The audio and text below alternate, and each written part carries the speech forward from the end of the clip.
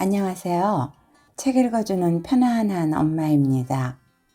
위트 있는 문체와 경쾌한 감수성의 젊은 목소리로 주목을 받아온 작가 김종은의 단편 이야기 소설 대관람차를 읽어드리겠습니다. 언제인가 나를 설레게 하던 나의 첫사랑 그대는 다시 누군가와 행복하기를. 지나버린 사랑 그대. 김종은 지음. 대관람차. 마을 어귀에는 도로공사가 한창이었다. 도로는 물론 우리 골목과도 연결된다 했다. 아버지는 그것을 발전이라 불렀다. 하지만 나는 아버지의 말을 이해할 수가 없었다. 그것이 못마땅할 뿐이었다. 공사장 주변은 분주했고 또 그만큼 위험했다.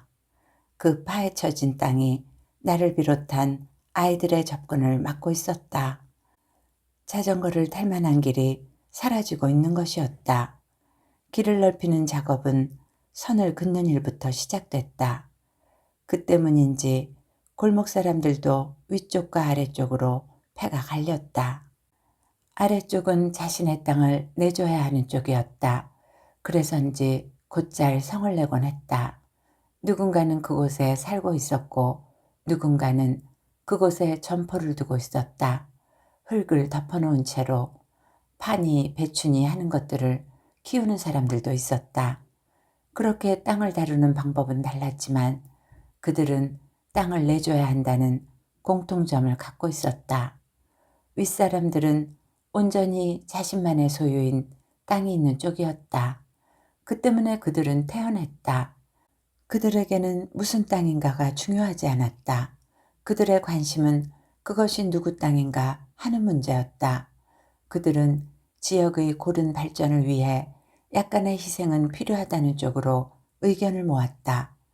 그들의 목소리는 크지 않았지만 일은 그들의 뜻대로 진행되었다. 마을은 빠른 속도로 변하는 중이었다. 그렇게 변하는 마을이 내게는 마치 달리고 있는 것처럼 느껴졌다. 자신의 땅도 없는 내 아버지는 어째서 그들의 편을 들었을까? 아마도 곧 내 땅을 가질 수 있다는 확신 때문이었을 것이다. 병수와 내게 필요한 것은 훈련이었다. 자전거 여행은 이미 끝난 터였다. 우리에게 남겨진 것은 스피드의 문제였다. 우리는 빠르게 달리는 요령을 터득해야 했다. 알았다. 아주 빠르게. 하지만 이 낡은 자전거로 할 수 있을까? 게다가 빌려 타는 것인데 내 걱정은 그것이었다. 스피드를 싣는 연습을 하려면 차랑 같은 방향으로 달려야 해. 평소의 제안은 위험해 보였다. 안 돼. 나는 고개를 저었다. 물론 위험하지. 하지만 차량 반대 방향으로 달리면 속도를 가늠할 수 없어. 안 돼. 무서울 거야. 나는 정말 솔직하게 대답했다. 너무 빨리 달리다 넘어지기라도 한다면 기껏 다치기밖에 더 하겠어. 평소의 생각은 그랬을 터였다. 하지만 나는 달랐다. 내 문제는 평소와는 다른 것이었다. 혈액형 검사 이후 어머니가 강조한 것은 오직 하나였다. 내 피는 어디서 구할 도리가 없다는 것이었다. 그럼 민구 새끼한테 줄 거야? 아니, 그랬다. 질 수는 없었다. 실은 나 역시도 지고 싶지 않았다. 그깟 핏줄이야 얼마든지 흘려도 좋다고 이 내 마음을 고쳐먹은 것은 순전히 그 때문이었다. 내일부터는 같은 방향으로 달려. 무조건이야. 퇴, 발 먹어. 병수는 버럭 소리를 지른 다음 바닥에 침까지 뱉었다. 나는 알고 있었다. 그것은 명령이었다. 그날 녀석의 눈초리는 참말 매서웠다. 물론 다칠 수도 있겠지만 그러니까 피를 많이 흘린다고 해도 분명 어딘가 너와 같은 피를 가진 사람이 있을 거야. 병수가 그런 말을 해줬다면 더 좋았을 터였다. 하지만 병수는 입을 열지 않았다. 그래서 나도 아무 말 하지 못했다.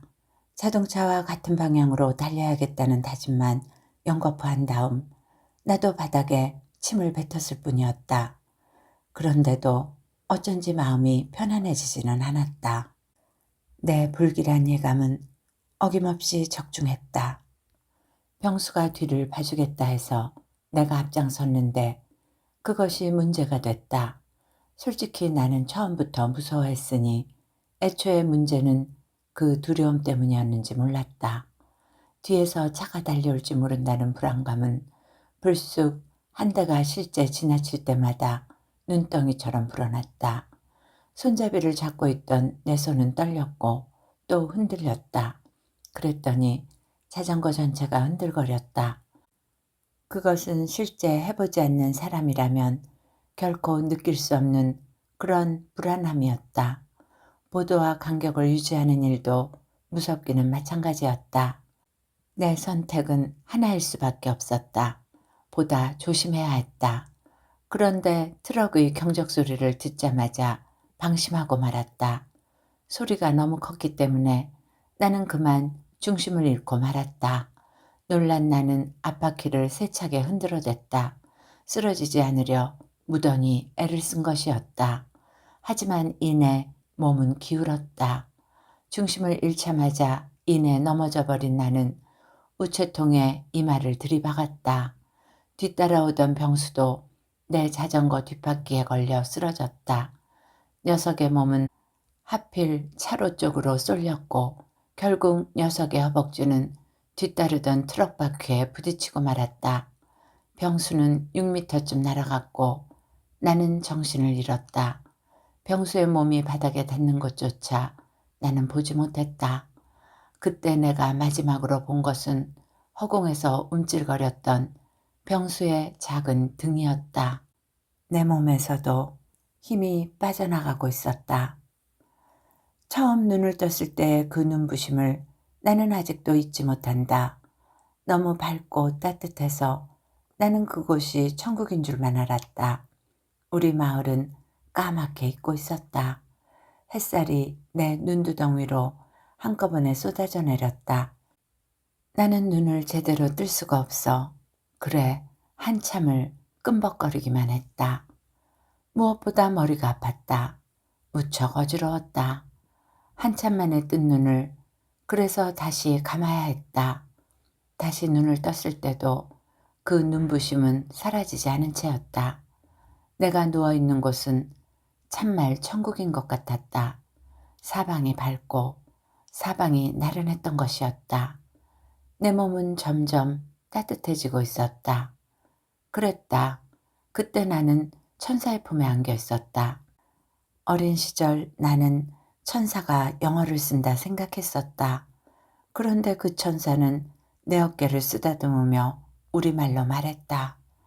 나는 다행히도 그녀의 말을 알아들을 수 있었다. 괜찮니? 예. 괜찮아? 예. 정말 괜찮아? 예. 병수는요? 병원에. 예? 가만히 있어. 또 피가 나잖아. 예. 잘 멈추지 않네. 무언가 더 말을 하고 싶었지만 힘이 나지 않았다. 그녀는 말을 하면서도 연방 휴지로 내 이마를 찍어냈다. 그녀 곁에는 붉은 피로 물든 휴지가 5움큼이나 쌓여 있었다. 저걸 다 내가 흘렸을까? 그때 나는 그런 생각을 했다. 그랬더니 문득 무서워졌다. 어머니의 말이 떠올랐기 때문이었다. 너는 피를 많이 흘리면 안 되는 거야. 얼마 전 봤던 텔레비전 뉴스도 떠올랐다. RH-B형 혈액형을 구하고 있습니다. 위독합니다. 같은 혈액형을 갖고 계신 분은 아래 번호나 방송국으로 전화 주시기 바랍니다. 그래서 더 어지러웠다. 어쩌면 나는 위독해진 것인지 몰랐다. 그렇다면 죽어야 하는 것인지도 몰랐다. 조금 더 생각해보니 어쩌면 죽은 것일 수도 있었다. 나는 천국을 받고 천사와 이야기를 나눴으며 그래서 나는 그나마 다행이다 싶었다.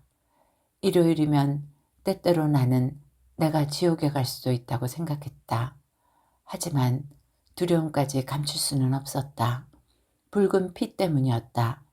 피가 무엇보다 무서웠다. 그래서 나는 소리내 울기 시작했다.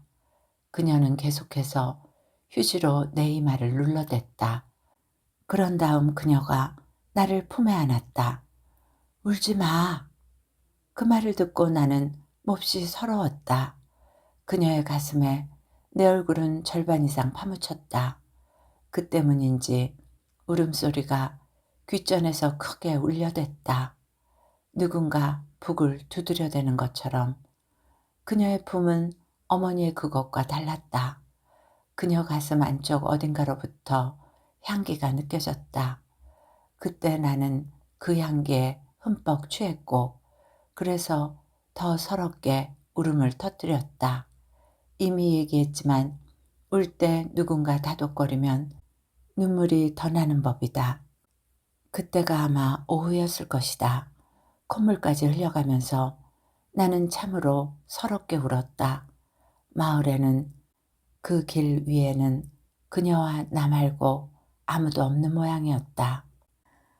어머니는 나를 나무라지 않았다. 그렇다 해서 자전거를 사준 것도 아니었다. 나를 다치게 한 장본인이 빌린 자전거란 사실을 어머니는 까맣게 잊어버린 모양이었다. 어머니는 다행이라며 연방 기도만 했다. 어머니가 기도하는 동안 나는 거울을 봤다. 툭 붉어진 이마가 우스꽝스럽기 짝이 없었다. 어머니 말에 의하면 1cm쯤 찢어졌다던데 내 눈에는 아무래도 더 긴 것처럼 보였다. 좀처럼 내 얼굴 같다는 생각이 들지 않았다. 그래서 나는 이리저리 몸을 흔들어 봤다. 손바닥으로 뺨을 툭툭 건드려 보기도 했다. 이상했다. 몸에서 냄새가 났다. 나는 입고 있던 셔츠를 벗어 코 아래 대봤다. 뭐하니? 냄새나요. 약 발라야지. 몸에서 냄새가 나. 뭐? 천사 냄새인가 봐. 뭐? 진짜 나요. 무슨 냄새인데? 술 냄새 비슷해. 그럼 천사 아니야. 그렇게 말하곤 어머니는 나를 꼭 끌어안았다. 천사는 술을 마시지 않는다면서 어머니는 내 머리를 어루만졌다. 그때 나는 역시 다르다는 생각을 했다. 어머니의 가슴은 달랐다. 확실히 알 수 있었다. 어머니의 가슴 위로는 얼굴이 3분의 1도 채 묻히지 않았다. 어머니의 가슴은 여전히 팍팍했고 껄끄러웠다. 그래 밀쳐내려 했지만 또 쉽지가 않았다. 그때 어머니의 팔 힘은 나보다 셌다. 어머니 품에 안긴 채 나는 그녀를 생각했다. 역시 아주 느낌이 달랐으니까. 나는 어머니에게 그녀에 관해 물었다. 어디 있는지 알아요? 그런 건 알 필요 없어. 천사가 아니었으면 난 죽었을지도 몰라요. 어? 정말 죽었을 거예요. 그럼에도 어머니는 아무 대꾸도 하지 않았다. 그래서 나는 잠들었다. 그날 나는 천사의 품에 안긴 꿈을 꿨다. 꿈속의 세상도 역시 눈부셨다. 붉은 빛이었다. 붉은 빛 아래 그녀가 내게 손을 내밀었고 나는 그녀의 손을 잡았다. 나는 그녀에게 다시 안아달라 부탁했고 그녀는 고개를 끄덕였다. 다음 날 아침 자리에서 일어났을 때에는 어쩐지 다리가 아팠다. 얼얼한 느낌이었는데 아무래도 그녀 탓인 것 같았다. 어디쯤 젖은 느낌이 들어 아주 조금 찜찜했고 그래서 나는 입고 있던 옷을 모조리 벗어 던졌다. 그제야 개운했다. 얼굴은 더 부어올라 있었다.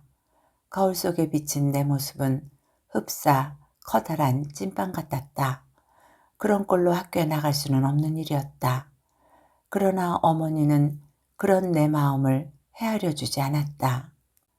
어머니는 가방에 간식을 챙겨 넣어주면서 학교에 나갈 수 있으니 얼마나 다행이냐며 오히려 좋아했다.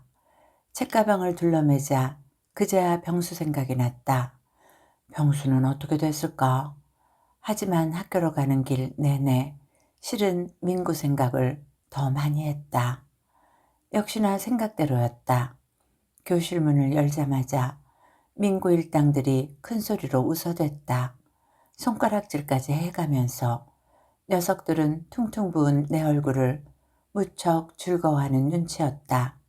나는 그것이 너무나 창피했다. 찔찔이다 찔찔이. 소문은 빨랐다. 아이들은 그날 내가 온 것을 어떻게 알았는지 그렇게 말했다. 나는 고개를 푹 숙인 채로 자리에 앉았다. 병수가 없으니 뭐라 대꾸하기가 어려웠다. 그렇게 병수 생각이 났지만 병수 자리는 역시 비어 있었다. 병수가 있었다면 나는 놀림받지 않았을 터였다. 괜찮아? 서정은 붕대 위를 손가락으로 쿡 찍어보더니 내게 그렇게 말했다. 서정의 얼굴이 다시 빨개졌다. 이상하게도 그날은 그 붉은색이 어쩐지 다르게 느껴졌다. 서정의 눈에 아주 조금 눈물이 고여 있었기 때문이었을 것이다. 조심해서 타라고 그랬잖아. 서정의 말에 민구 녀석들은 다시 웃어댔다. 정은이 안 해도 온다. 찔찔이 부부야. 울지마. 창피하게 시리. 그래서 나는 서정에게 버럭 소리를 지르고 말았다. 실은 그러지 않았어야 했다. 그런데도 나는 서정에게 화를 냈다. 그것이 또 서러워 나는 자리에서 일어났고 복도로 향했다. 그런 다음 나는 종이 울릴 때까지 세수를 했다. 코끝으로 물방울이 모였고 이내 후두둑 떨어져 내렸다. 그렇게 방울져 떨어졌다. 세수를 하면서 나는 병수가 빨리 나았으면 좋겠다는 생각을 처음으로 했다. 녀석들의 코를 납작하게 해줘야겠다는 생각이 들었던 것이다. 그것은 이를테면 오기 같은 것이었다. 난 아무래도 안 되겠어. 병수가 말했다. 뭐? 무리야. 왜? 다음 주에 퇴원해도 석 달은 이러고 있어야 한대. 병수는 허공에 매달린 제 오른쪽 다리를 턱턱 치면서 대꾸했다. 참말 깁스가 녀석의 무릎을 꽉 쥐고 있었다. 안 그래도 민구 놈이 지가 이겼다고 학교에서 난린대. 나는 조금 서운했다. 뭐라는데? 기권승이래. 말도 안 되지. 자, 이거 로봇 대백과 보고 싶다며? 병수는 고개부터 가로저었다. 내가 내민 로봇 대백과와 UFO 대백과 권법 소년 시리즈 따위에는 전혀 관심이 없다는 투였다. 병수는 내게 바짝 다가서서 말할 뿐이었다. 네가 대신해. 나 정말 지고 싶지 않으니까. 나는 병수를 향해 힘없이 대답했다. 내가 해도 너만큼은 안 돼. 질 거야. 자전거 실력은 나보다 병수가 위였다. 아니, 이길 거야. 병수는 부러뜨린 쌍쌍바 한쪽을 내게 건넸다. 그것은 열심히 연습해 꼭 이기라는 뜻이었다. 알았어. 대답은 했지만 나는 정말 자신이 없었다. 돌아서려는데 병수가 다시 나를 불러 세웠다. 그냥 가. 이거 하나 써줘. 나는 병수 오른쪽 다리에 빨리 나와라 라고 적은 다음 병원을 빠져나왔다. 시합은 복음전파사 앞에서 시작될 예정이었다. 코스는 한창 공사 중인 하천다리 아래 뚝길이 끝나는 지점까지 거의 1km에 달했다. 물론 나는 여전히 자신이 없는 상태였다.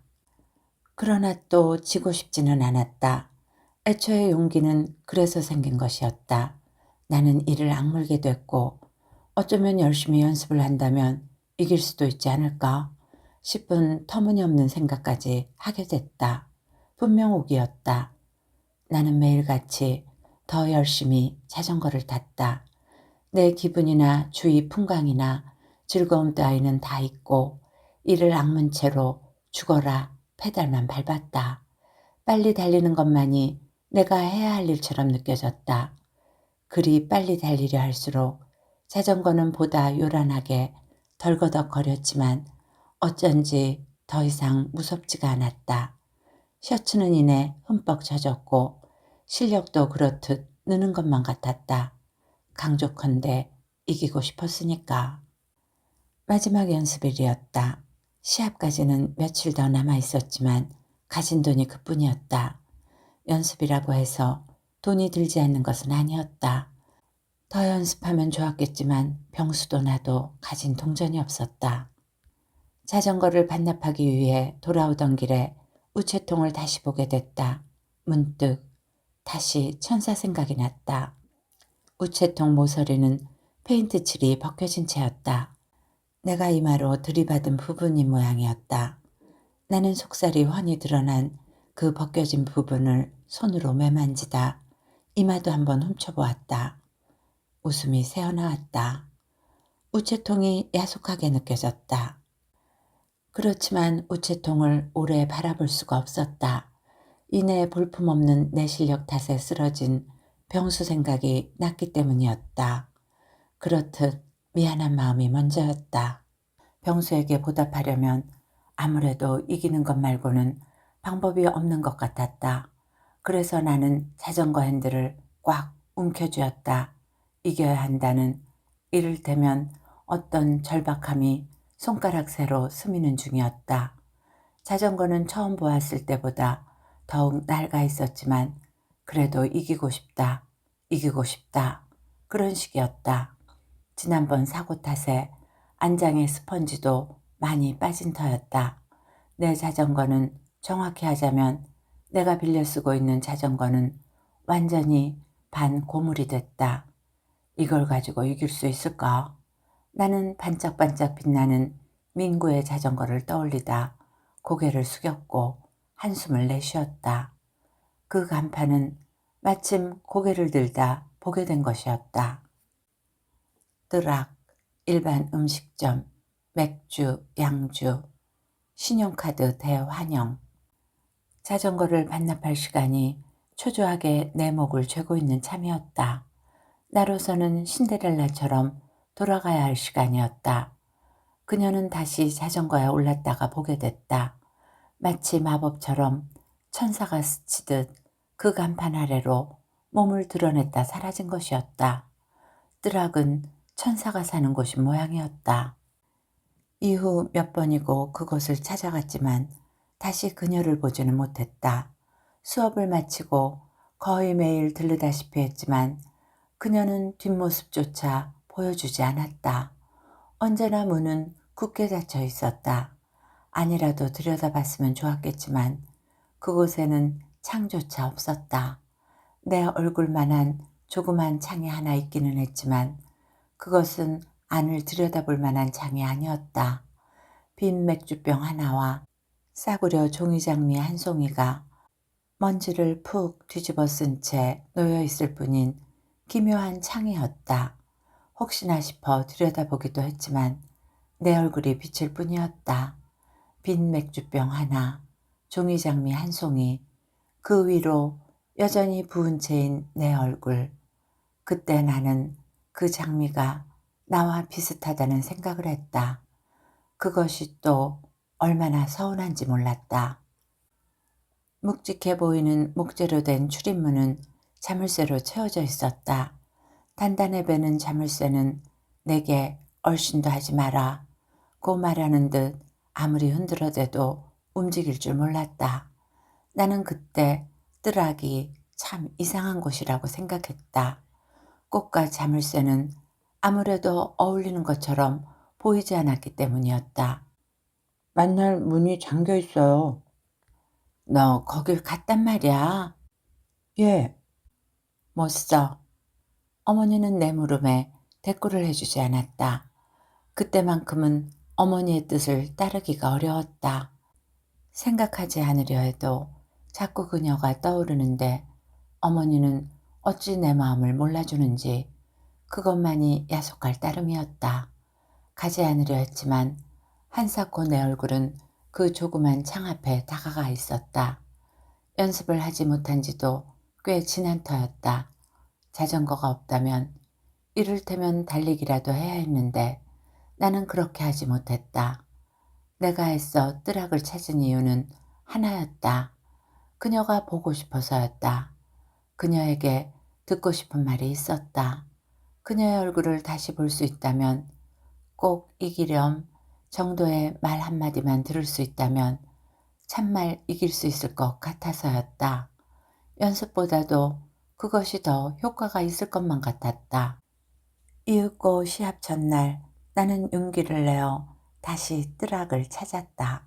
그날만큼은 문을 두드려 볼 참이었다. 뭐 하는 거니? 그녀가 아니었다. 전신주 뒤에서 불쑥 튀어나온 사람은 놀랍게도 서정이었다. 나는 몹시 당황했고 그래서 무슨 말을 해야 할지 몰랐다. 붕대 속 상처가 문득 화끈거렸다. 나는 서정에게 물었다. 따라왔어? 하지만 서정은 좀처럼 입을 열지 않았다. 너도 민구랑 같아. 뭐가 보고 싶어 거길 기웃거리니? 천서. 뭐? 천서.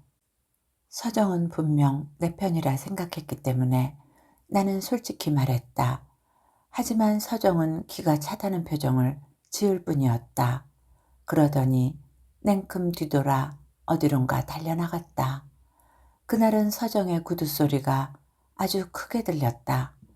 여전히 이마가 욱신거리는 채였고 서정은 손톱만한 크기로 작아지고 있었다. 무릎에 힘이 턱 빠져버렸다. 그 순간 서정의 빨간 볼과 그 위로 흐르던 눈물 한 방울이 떠올랐기 때문이었다. 시합날 날씨는 좋았다. 바람은 약했고 땅은 건조했다. 그날 88 자전거포 앞에서 나는 마지막 남은 동전을 움켜쥔 채로 어느 만화에나 꼭 등장하는 장면을 떠올리고 있었다. 어쩌면 그것은 기도인지 몰랐다. 나는 벅찬 상대를 접하게 된 주인공을, 벅찬 상대에게 계속 당하는 주인공을, 결국엔 당장이라도 쓰러질 것처럼 황폐해져 버린 만화 속 주인공을 떠올리고 있었다. 만화에서는 그럴 때면 곧잘 짠 하고 박사님이 나타나곤 했다. 그러고는 말했다. 이것은 아직 시험 단계다. 조금 위험하지만 하는 수 없지. 한번 써보는 수밖에. 자, 신무기를 달거라. 그러면 야, 신무기다 하면서 우리의 주인공은 벅찬 상대를 끝내 물리치곤 했었던 기억이었다. 나는 88 자전거포 아저씨가 그런 박사님의 역할을 해주길 바랐다. 아저씨, 저 오늘 이 자전거로 시합해요. 그래. 그런데 민구 거는요, 저기 달려있는 거랑 비슷한데요. 그래도요, 제가 이겨야 돼요. 잘해. 이거 좀 봐요. 이 자전거는 쓰러질 것 같잖아요. 어떻게 좀 해주세요. 꼭 이겨야 한단 말이에요. 말만 잘한다면 연두색 사이클을 내려주지 않을까. 나는 그리 생각한 것이었지만 아저씨의 대답은 달랐다. 그래, 그러면 밟어. 막 밟어. 열심히 하는 거지. 예? 자전거 다치면 안 된다. 네가 물어야 해. 30분 300원이네. 아저씨는 어김없이 300원을 받았고 그런 다음 내 머리를 쓰다듬어 줄 뿐이었다. 아저씨가 내놓은 카드는 막 밟으라는 것이 고작이었다. 신무기 같은 것은 어디에도 없었다. 아저씨는 바퀴에 바람 한 번 새로 넣어주지 않았다. 아저씨는 다시 동네 청년들 틈에 끼어들었고 이내 화투장에 코를 박았다. 민구는 10손가락 모두가 비죽 튀어나오는 괴상한 장갑까지 준비해왔다. 내 꿈은 그저 꿈일 뿐이었는데 녀석은 그렇듯 신무기를 챙겨온 것이었다. 경기가 시작됐다. 전파사 앞에서부터 나는 뒤처졌다.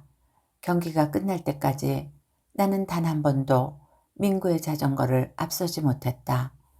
죽어라 페달을 진짜로 막 밟았지만 독수리 오형제의 바퀴는 잘 굴러가지 않았다. 덜컥덜컥 소리만 요란히 낼 뿐이었다. 그뿐만도 아니었다. 하천둑 내리막길에서 나는 넘어지기조차 했다.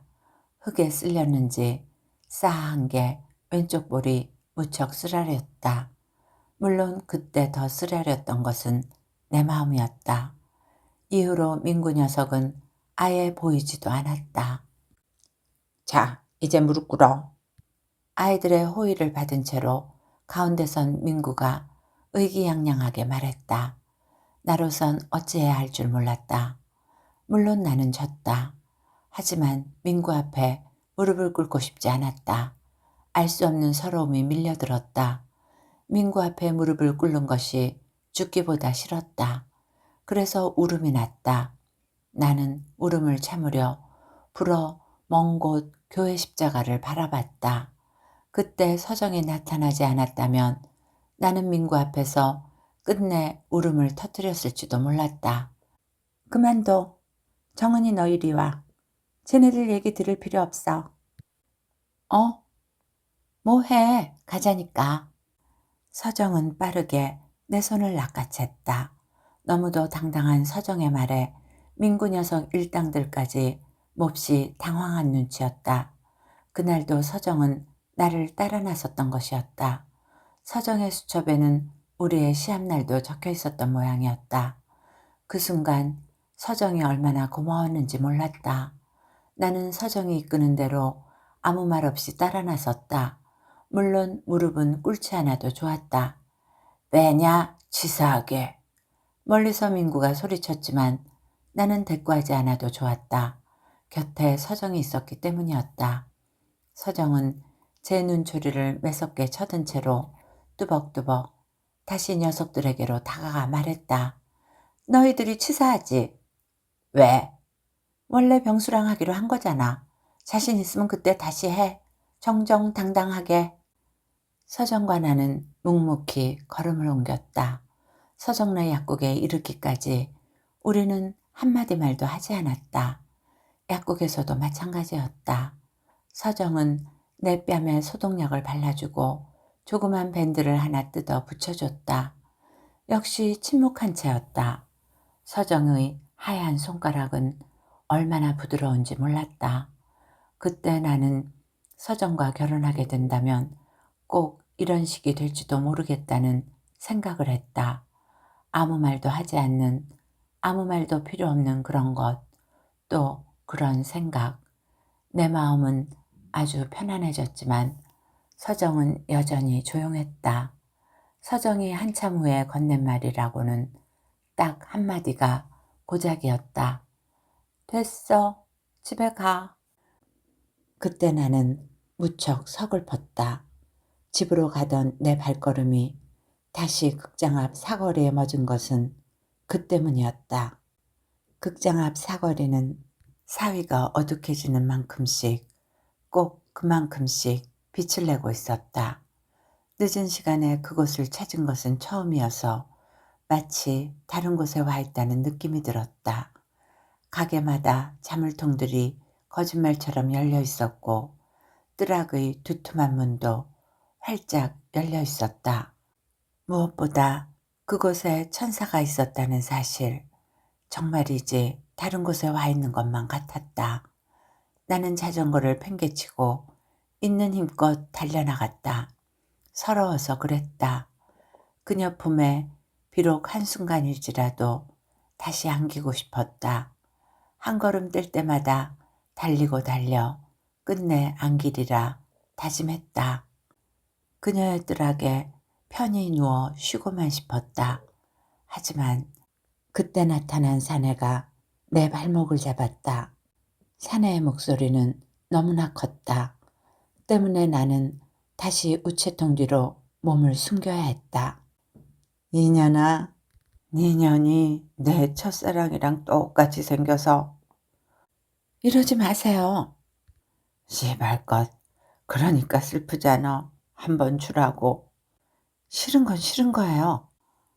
젠장, 말하는 것도 똑같아. 이러지 마세요. 자, 봐. 돈 줄게. 있다니까. 사내는 그렇게 말하며 극구 싫다는 그녀의 어깨를 자꾸만 끌어안았다. 그때마다 그녀는 사내를 거칠게 밀쳐냈지만 사내 역시 다시금 달려들기를 번복했다. 그런 상황이 반복되자 화가 났던지 사내는 그녀의 머리칼을 움켜쥔 채로 흔들기 시작했다. 가자고 이년아. 시발것. 왜 비싸게 굴어. 그때 나는 그 사내가 너무나 미웠다. 알 수 없는 힘이 솟은 것은 어쩌면 민구 때문일지도 몰랐다. 나는 다시 달려나갔다. 머리꼭지로 사내의 허벅지를 들이받은 다음 멈춰섰다. 사내는 이내 중심을 잃고 쓰러졌다. 사내의 머리도 우체통에 부딪혔다. 나는 화가 났다. 코에서 뜨거운 바람이 새어나오기 시작했다. 나는 주먹을 움켜쥔 채로 고개를 숙인 채로 움직이지 않았다. 온몸이 부들부들 떨렸다. 그녀의 얼굴을 바로 본 것은 한참 만의 일이었다. 내가 고개를 들었을 때 그녀는 내게 환하게 미소 짓고 있었다. 그때 사거리는 또 얼마나 조용했는지 몰랐다. 우체통 곁에서 머리통을 흔들던 사내는 멍하니 하늘을 올려다봤다. 사내도 말이 없었다. 언제 소리쳤냐는 듯 사내는 침묵한 채였다. 그녀도 그랬고 나도 그랬다. 사내도 마찬가지였다. 우리 셋은 그렇게 꼼짝하지 않았다. 나는 서 있었고 그녀는 미소 짓고 있었고 사내는 앉아 있었다. 우리 곁을 스치던 시간이 멈춘 듯한 느낌이었다. 그리고 그 시간은 다시는 흐르지 않을 것 같았다. 그때 나는 그녀와 결혼한다 해도 이런 식일 것이라는 생각을 했다. 아무 말도 하지 않는, 아무 말도 필요 없는 그런 것, 그런 생각.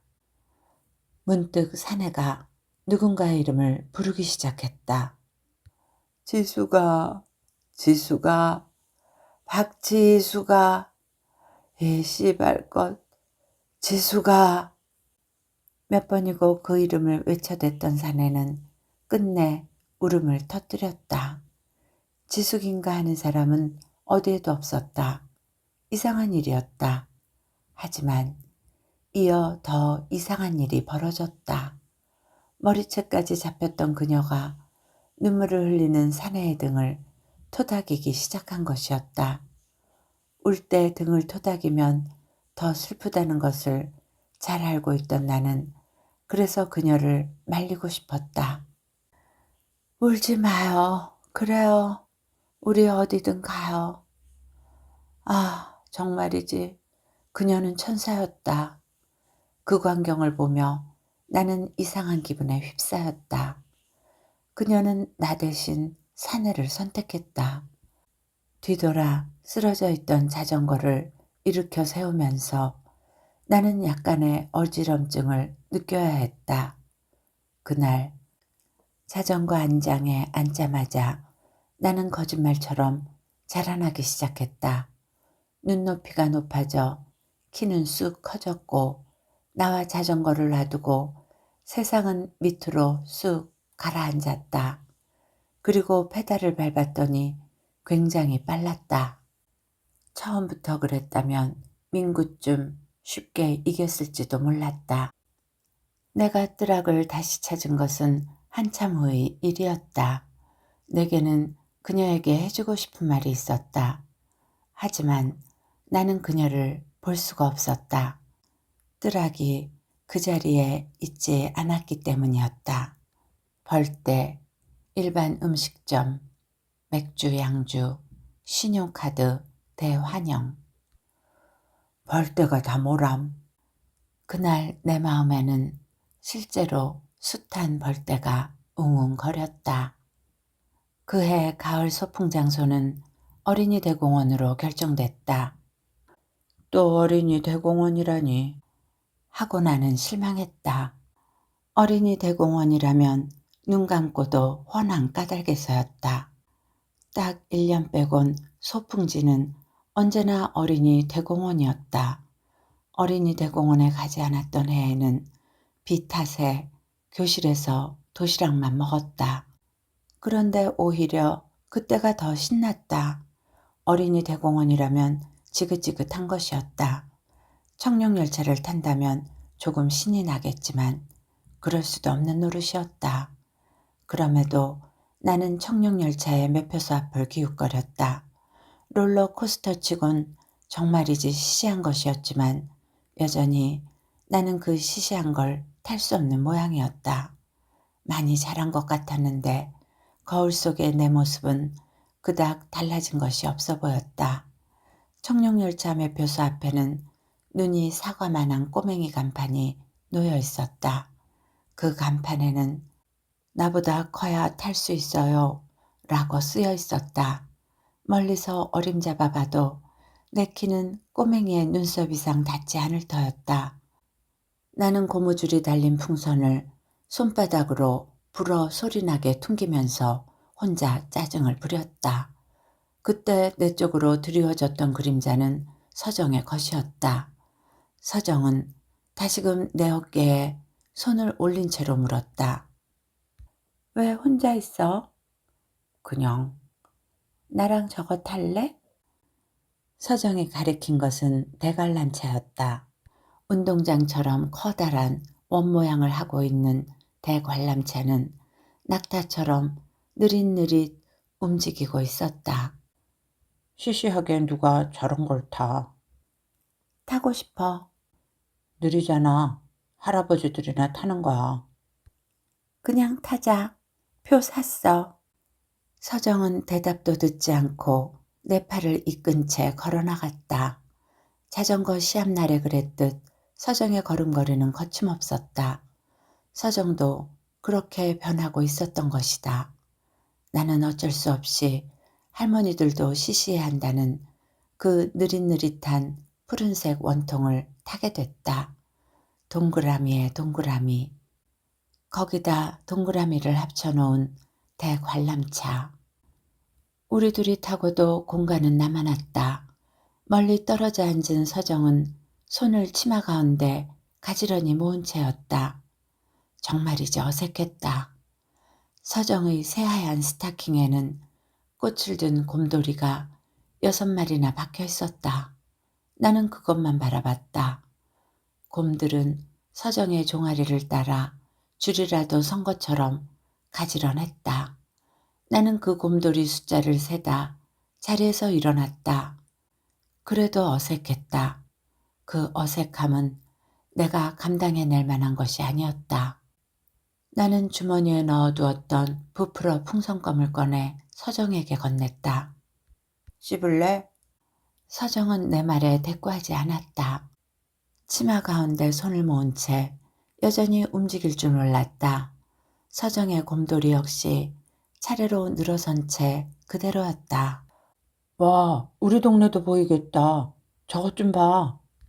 나는 투명한 창에 코를 박고 짐짓 놀라기라도 한 양 외쳤다. 그럼에도 서정은 입을 열지 않았다. 제발 무슨 말이라도 좀 해라. 답답하게 시리. 속으로 되뇌어 보았지만 서정은 여전했다. 신발끈이라도 고쳐매야겠다 싶어 나는 허리를 굽혔다. 서정은 그제야 입을 열었다. 나 너랑 결혼 안 해. 그런 다음 서정은 다시 입을 꼭 다물었다. 우리의 푸른 원통은 천천히 돌아 어느새 꼭대기에 이르러 있었다. 그때 얼마나 가슴이 뛰었는지 몰랐다. 그것은 분명 설렘이었다. 멀리 우리 동네 극장 앞 사거리가 보였고 뜰악이 보였다. 눈을 비볐더니 뜰악에 있던 조그만 창마저 모습을 드러내는 것만 같았다. 술병 하나, 장미꽃 한 송이, 또 뜰악의 그녀. 나는 창에 비친 그녀의 얼굴을 봤다. 그날 창에 비친 얼굴은 누구였을까? 천사였을까?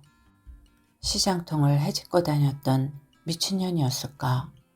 그도 아니면 서정의 얼굴이었을까?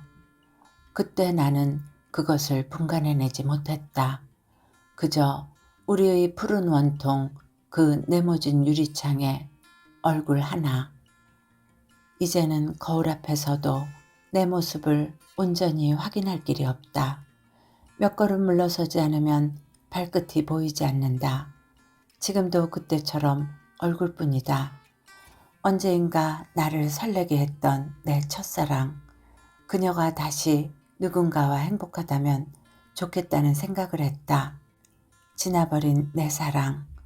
뜨락의 그녀 생각이 난 것이었다. 창밖의 비는 여전했다. 투명한 창이 마치 거울처럼 느껴졌다. 가슴 한구석이 허전해진 것이었다. 참나무 잎 끝으로 물방울이 모이는 것을 보다가 이내 후두둑 떨어져 내리는 것을 보니 절로 눈이 감겼다. 코끝으로 물방울이 튀었나? 무언가 차갑게 흐르는 것이 느껴져 나는 고개를 흔들었다. 거울은 어쩌면 그 속에 숨겨져 있던 것인지도 몰랐다. 언덕을 오르고 내리는 새 나는 훌쩍 자라났다. 빛 때문이었는지 그렇게 옛 생각이 났다. 누군가 내 등을 토닥이는 듯한 기분. 그래서 나는 그저 랄랄랄라 그렇게 하기로 한 것이었다. 이야기는 여기까지입니다. 누구나 겪고 지나가는 첫사랑이라는 성장통. 기억나시는지요? 여러분 모두에게 좋은 시간이 되셨기를 바라며 오늘도 행복하세요.